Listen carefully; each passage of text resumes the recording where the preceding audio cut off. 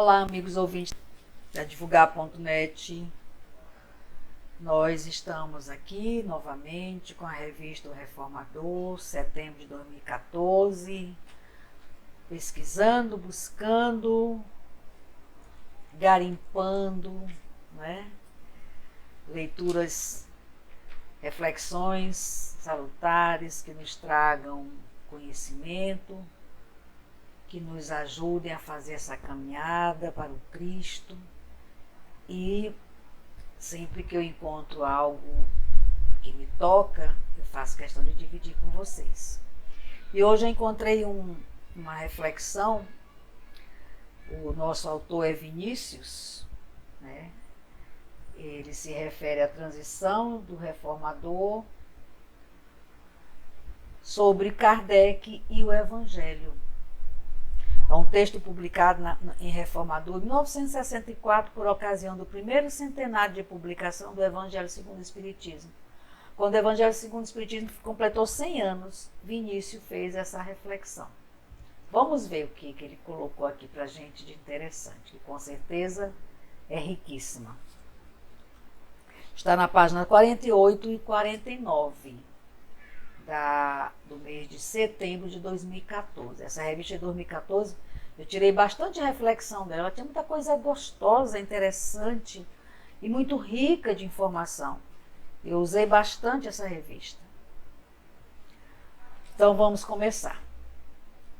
Allan Kardec foi em todo sentido um homem bem equilibrado.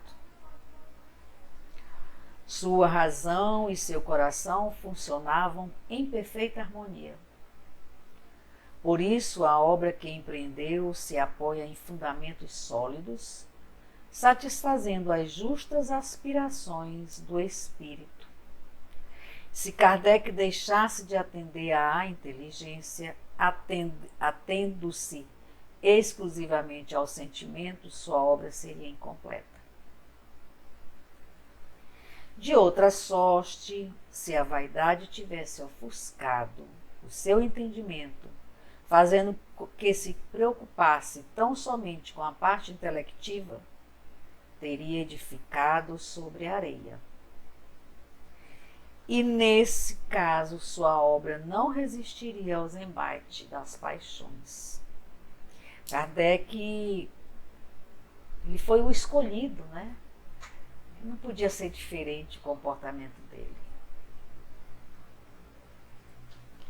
Ao seu notável bom senso, não podia passar despercebida a excelência dos valores morais na evolução do espírito.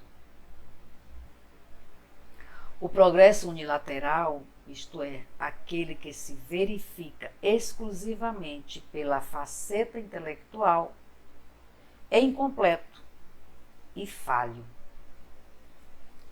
Não assegura a felicidade a que naturalmente o espírito aspira em seu incontido anseio do bem e do belo, do justo e do verdadeiro. Assim como os pássaros se elevam às alturas, graças ao manejo de duas asas, assim também a evolução espiritual só pode consumar-se mediante o mútuo desenvolvimento da razão e do coração, ou seja, da inteligência e do sentimento. A gente tem que andar juntos, né? A gente tem que equilibrar a razão com o coração.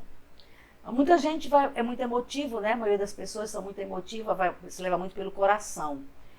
E às vezes se decepciona demais. Outros são endurecidos, levam muito pela razão.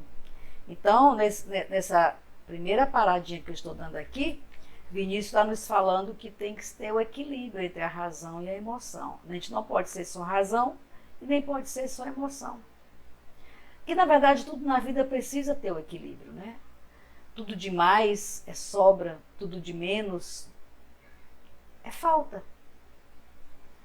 E a gente precisa aprender a fazer esse equilíbrio em tudo em nossa vida, em todos os âmbitos da nossa vida, em todos os nossos caminhos, todas as nossas decisões, em todos os nossos pensamentos, em todas as nossas colocações, a gente precisa fazer esse equilíbrio da razão com a emoção. Eu sou muito emotiva, muito. Conheço pessoas que são muito razão. Eu não sei quem sofre mais, mas os dois trazem sofrimento. Então vamos aprender a fazer esse equilíbrio. Razão e emoção precisam andar lado a lado. Eu estou trabalhando isso. Um dia eu vou conseguir. Convido a vocês a fazer essa caminhada comigo. Tá certo? Continuando. Essa verdade não escapou ao egrécio compilador da doutrina dos espíritos.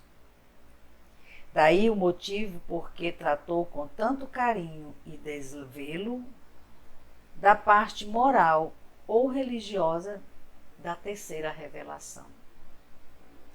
O Evangelho segundo o Espiritismo, de sua autoria, diz bastante da importância que lhe merece ser magno assunto, esse magno assunto. A aceitação desse livro, cujas edições foram além das melhores expectativas, demonstra a saciedade, como a humanidade carece desses princípios doutrinários que falam ao coração. Mitigando as suas dores, trazendo-lhes o conforto nos dias de abatimento, o consolo e a esperança nas horas de aflição e de desespero. Sem receio e contestação, podemos afirmar ser este aspecto da doutrina espírita o mais consentâneo com as grandes necessidades humanas. O mundo que habitamos é de provas e de expiações. Não podemos esquecer disso. O mundo que habitamos é de provas e expiações. As almas que abordam as plagas terrenas são, salvo raríssimas exceções, sofredoras, carecidas, portanto, de afeto e piedade, para que possam sair daqui melhores do que o eram quando aqui chegaram. Esse é o nosso planejamento, né? Quando a gente reencarna, o nosso planejamento é sair daqui melhor do que quando nós chegamos. Infelizmente, nem todos nós conseguimos cumprir com os nossos projetos. Mas façamos, enquanto estamos aqui, façamos o mínimo que seja possível. Tudo é aproveitado. Eu não preciso fazer muito, mas o pouco que eu consigo, Deus aceita com amor e coloca uma estrelinha lá no meu lugar. Não sejamos precipitados em querer fazer tudo, porque não dá tempo. E é impossível. Já estamos muito calejados de dores, de sofrimentos, de mágoas, de rancores, de inveja. Então vamos fazer devagarinho, mas não vamos deixar de fazer essa caminhada. Isso é o mais importante, não desistir e fazer essa caminhada. Continuando. Ora, é precisamente no Espiritismo, na sua modalidade religiosa, que os padecentes vão encontrar refúgio e consolação. Só o Espiritismo explica às almas em carreira expiatória o motivo por que sofrem, abrindo-lhes ao mesmo tempo, sem imposturas nem sofismas, as portas da redenção. Só o Espiritismo, em sua acepção filosófica religiosa, levanta o ânimo dos desalentados e dos vencidos, acendendo em seus corações a estrela da esperança, mostrando-lhes ao mesmo tempo que está em suas mãos lutar e vencer, conquistando a mesma posição que fruem os bons e os justos, os fortes e os varões.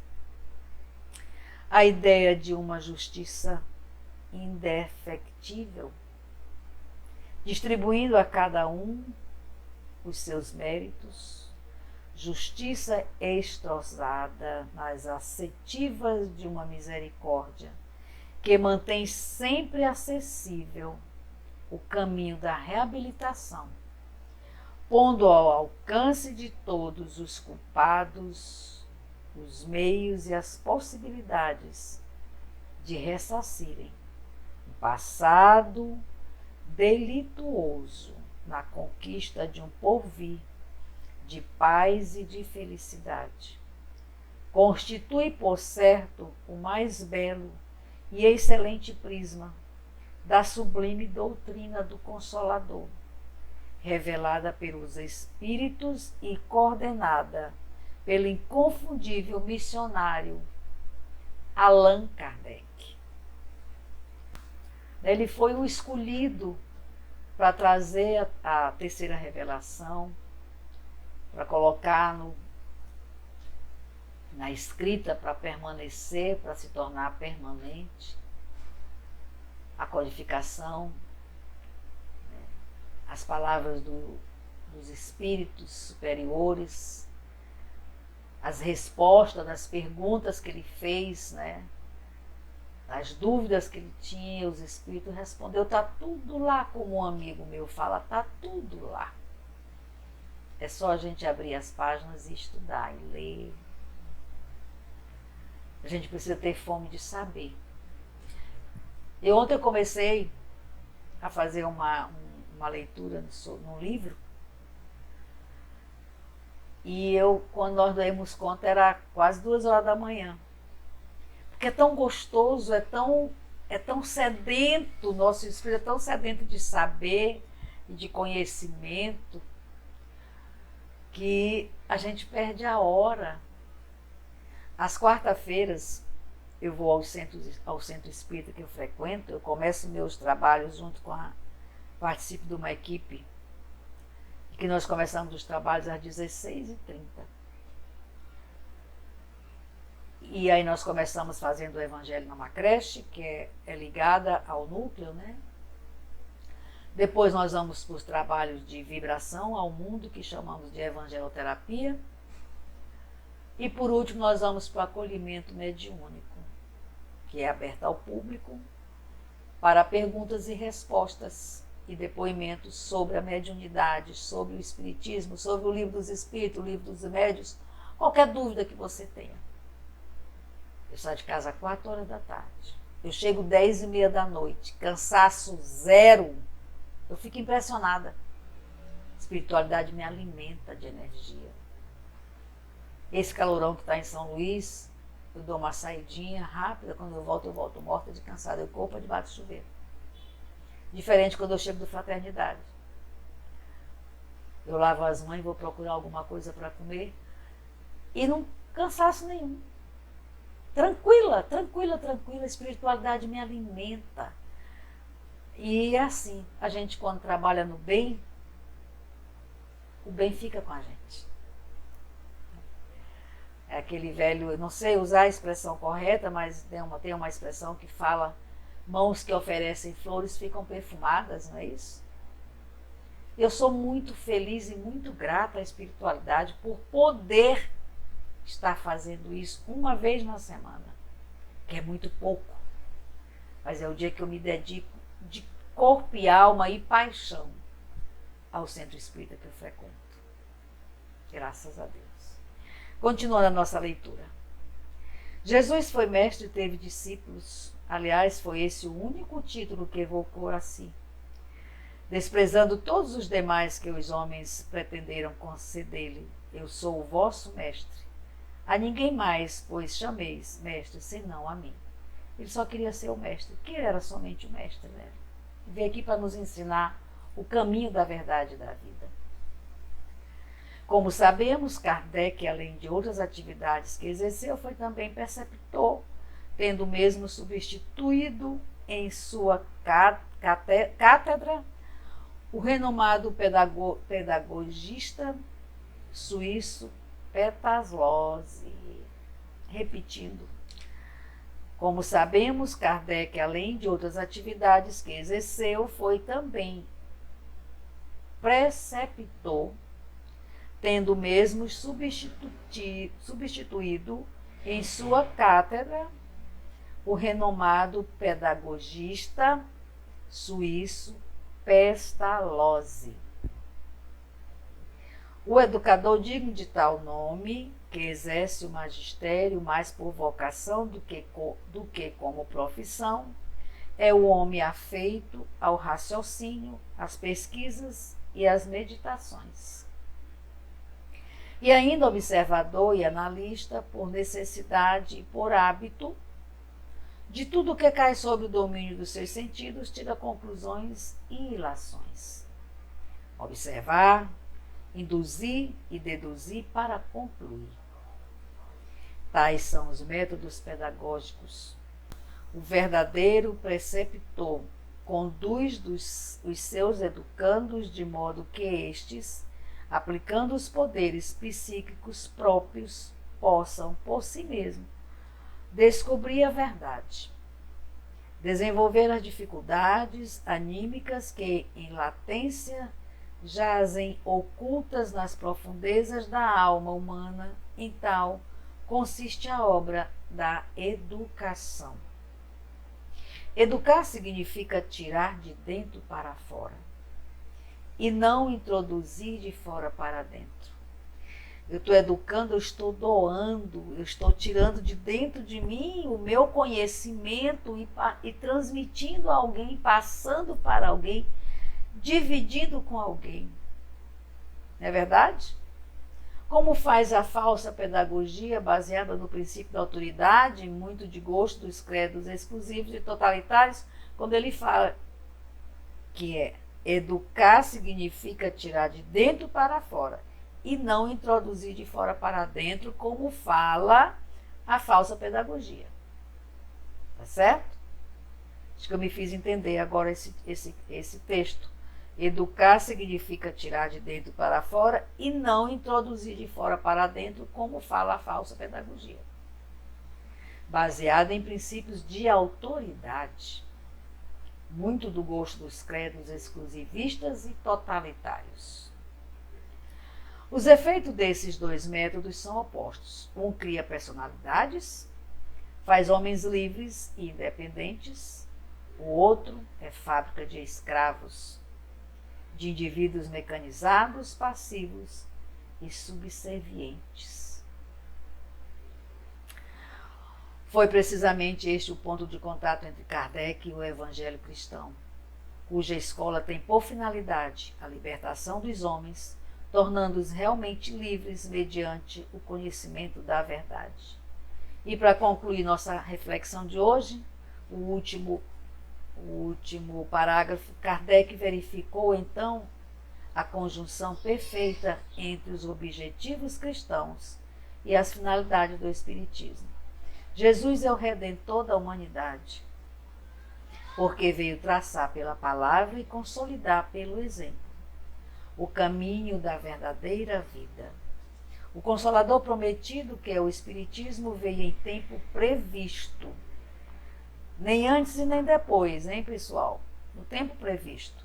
Secundar a obra messiânica de redenção,